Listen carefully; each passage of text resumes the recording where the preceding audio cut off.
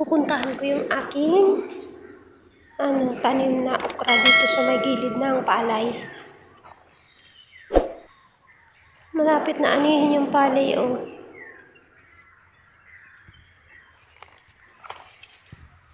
Titingnan ko kung tumubo ba lahat. Tapos yung ibang sitaw ko hindi tumubo, kaya magtatanim ulit ako. Ayan siya. Ayan. Yan sa unahan. Nakalihira yan. Nakakatuwa naman. Yan, oh. 4 na puno talaga. Tanim ko. Nalaglag yung tatlo. Hindi, 2 pala. Dapat kasi 2 lang yung itatanim ko na puto. Kaso, nalaglag doon sa butas ba? Magtatanim tayo ng sitaw. Lilinisan muna natin para pag tumubo yung sitaw ay makikita. Maganda yung lupa dito, guys. Ano siya? Yung parang buhangin. Hindi ko alam kung tutubo to. Kasi hindi ito bagong bunga ng sitaw, kasi ito ay matagal na. Parang 1 year na yata ito. Pero hindi ko alam kung tutubo siya. Pero ito try lang natin. Kung tumubo, di salamat. Hindi, di salamat pa rin. At least, di ba? Tinanim natin kaysa naman masayang lang. Tigda 3 piraso yung tanim ko. Sabi ng asawa ko, guys, sabi niya, bakit ka dyan magtatanim? Baka kainin lang yan ng hayop daw, ng baka or kalabaw. Kasi pag naani daw yung palay, ay maglalagay na daw ng mga baka dito sa may taniman ng palay. Sabi ko naman,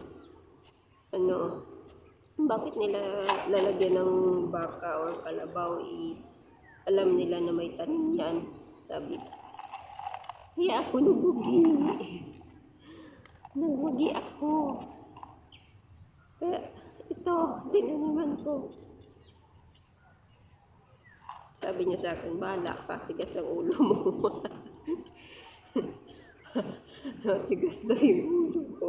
Nakaka-enjoy kaya magtanim. Tapos pag yung tinanim mo ay may bunga na namumulaklak na siya. Tapos yung iba ay malaki na, may bunga na talaga. Nakakatuwa. Parang natanggal yung pagod mo pag nakita mo yung tanim mo na malaki na, may bunga na, napapakinabangan mo, diba? Kaya sipag lang talaga. Dito sa probinsya kasi, kailangan dito ay masipag ka magtanim. Kasi yung lupa naman ay free naman na pagtataniman. Yung mga may-ari dito, guys, hindi sila nagagalit na taniman ng gulay or prutas yung kanilang lupa. Kasi hindi naman daw, tanim lang daw naman yan, sabi. Tanim lang daw, hindi naman daw kinukuha yung lupa. Yung may-ari ng lupa dito, guys, mababait naman sila. Kaya, kung masipag lang talaga dito sa probinsya, marami kang makakain.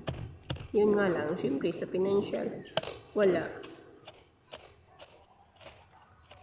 Magkakaroon ka lang kung marami kang ani na maibebenta mo. Yun ang mahirap dito sa probinsya. Kasi yung tao dito, pagsasaka lang talaga ang mga ginagawa. mayroon din naman iba na na nagtatrabaho din sa construction. Hindi na sila nagtatanim ng palay, bumibili na lang sila ng bigas or palay. Kasi mayroon naman nagbibenta ng palay. Mayroon nga nagpapalit ng inumin lang eh.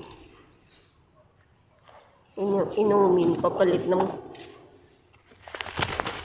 bongga yung mga tao dito guys. Pinapalit lang nila yung palay ng inumin. Yung mga manginginom ba.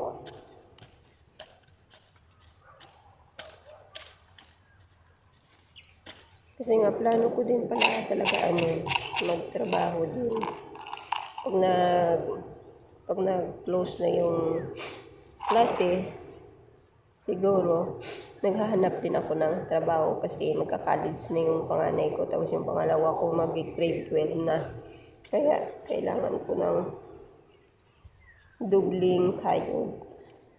Diba? Para paaral yung anak natin. Alam niyo guys, hindi din naman kasi ako nakapag-aral ng mataas na level talaga. Kasi kami doon talaga kami nakatira sa as in bukid na bukid. Tapos malayo pa sa sa school, lalakarin mo pa. At saka yung magulang ko naman, walang kakayahan na aralin kami. Kasi nga, madami kami.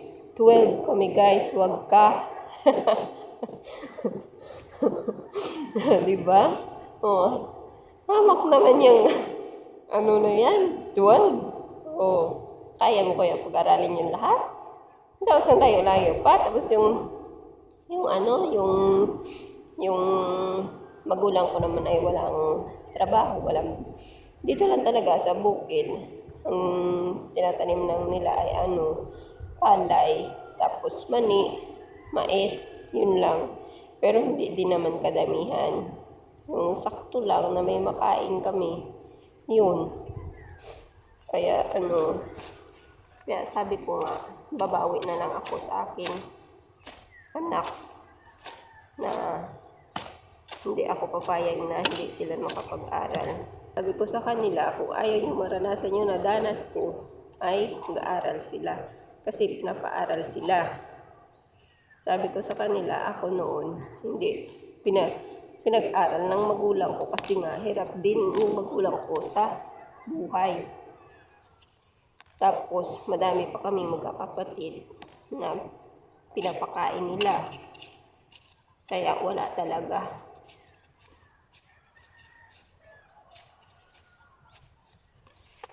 Kahit gustuhin ko man na mag-aral, hindi talaga pwede. Mag-aral ako kasi kapos din sa buhay yung mga magulang ko. Kaya yan. Hirap ng buhay dito sa probinsya. Kung alam niyo lang guys. Kinakwento ko nga sa anak ko na nung kapanahon na namin noon. Sabi ko hindi ako nakapag-aral kasi nga yung magulang ko, sabi ko sa kanila, nahihirapan din mag-aaral sa amin kasi nga marami kaming pinapakain.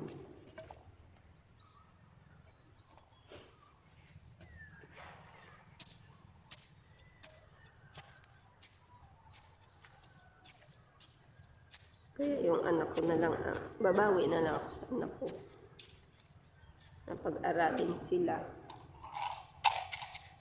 para makamit nila yung kanilang mga pangarap. Minsan talaga nakakapanghina din ng loob. Yung anak mo ay matigas din ang ulo na hindi sumusunod sa'yo. Mahirap din. Yung ko kasi guys, puro lalaki. Tapos pag sinasabihan mo pa, sasagot-sagot pa yan.